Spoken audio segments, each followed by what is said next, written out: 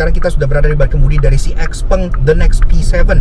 Dan langsung pas kita nyobain aja, kita langsung diberitahu untuk mencoba sistem NGP-nya. Atau NGP itu Navigation Guided Pilot ya. Nah itu sistem ADAS-nya dari mereka yang memang canggih banget. Jadi ini udah jatuhnya udah otonomous.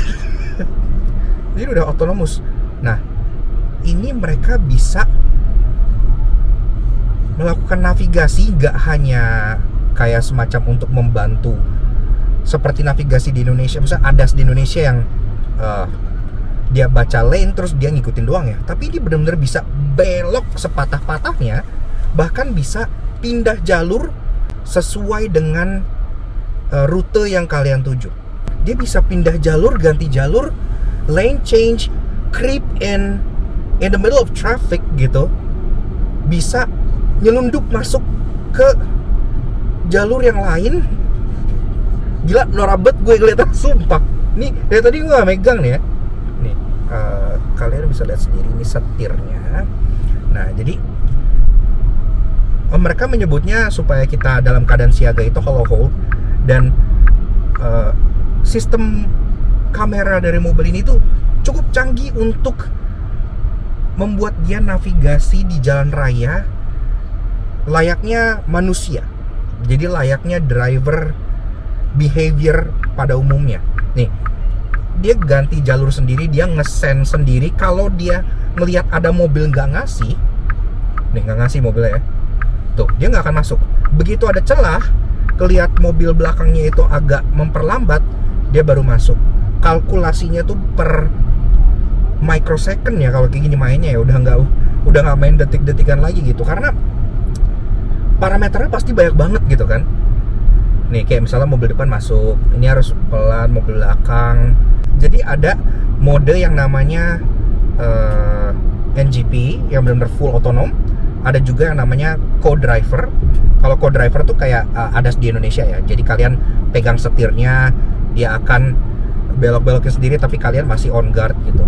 Kalau ini mereka cukup yang disebut katanya hollow hold aja. Jadi kayak tangan kalian yang penting ready di sini untuk standby seandainya misalnya butuh manuver yang manual, baru kalian take over di saat itu gitu. Tapi sisanya completely seamless, flawless experience gitu ya. Intinya they're gods.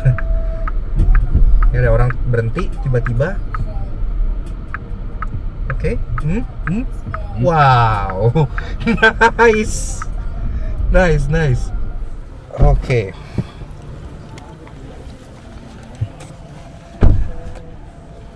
Mungkin gue tadi saking noraknya jadi kayak lupa gitu ya ngebahas rasa mobilnya kayak gimana. Tapi well, intinya dia kan dilengkapi dual chamber air suspension. Jadi bantingannya itu terasa sebenarnya lumayan empuk untuk sebuah sport sedan gitu ya, nggak yang terlalu stiff, nggak yang terlalu keras, masih ada empuknya. Caichen masih ada empuknya sehingga buat dipakai harian masih nyaman. Dan walaupun dia rigid, terasa solid banget, tapi dia nggak yang gedombrangan, jadi semuanya tuh terasa solid gitu, tapi tetap masih mempertahankan kenyamanan buat harian. Tenaganya juga pas lagi di mode comfort tuh nggak yang terlalu agresif banget, sehingga masih bisa diurut bawahnya. Makanya tadi walaupun dia pakai NGP full navigation autopilot, itu pun nyodoknya, masuknya, ngeremnya semua itu dilakukan dengan sangat halus dan sangat-sangat, how do I say it, kayak orang gitu. Jadi nggak kayak robot gitu ya. Termasuk kalau kita bicara soal dinamika, setirnya itu beratnya enak banget, nggak kayak EV kebanyakan yang agak terlalu enteng atau terlalu beratnya itu dibuat berat-berat yang maksa.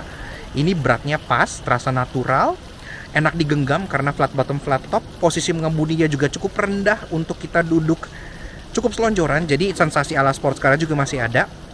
Dan walaupun dia bodinya gede, panjangnya 5 meter, lebarnya 1,9 meter, tapi pas lagi jalan gak berasa gede sama sekali, masih maneuverable, masih enak banget buat dibawa slap-slip di tengah traffic. Makanya gua aja yang udah lama gak bawa setir kiri, langsung dilepas ke jalan raya pakai setir kiri di mobil ini, itu sama sekali gak kagok gitu ya. Ternyata adaptasinya tuh cukup mudah karena mobilnya terasa cukup maneuverable untuk ukurannya yang lumayan bongsor. Performa nggak usah ditanya, tenaga di atas 500 horsepower. Tadi gue coba sesekali, gue sundul-sundul, tenaganya instant torque banget, 0-100 di 3 detikan. Bener-bener the perfect sedan menurut gue sih. Tetap nyaman untuk dipakai harian, dan juga tetap ada unsur kecanggihan yang tidak ada di rival-rivalnya. That's the next P7. Please dong jadiin global product, dan tadi pun kata Mr. Terry, ini calon global product berikutnya setelah P7 Plus. Kita tungguin aja.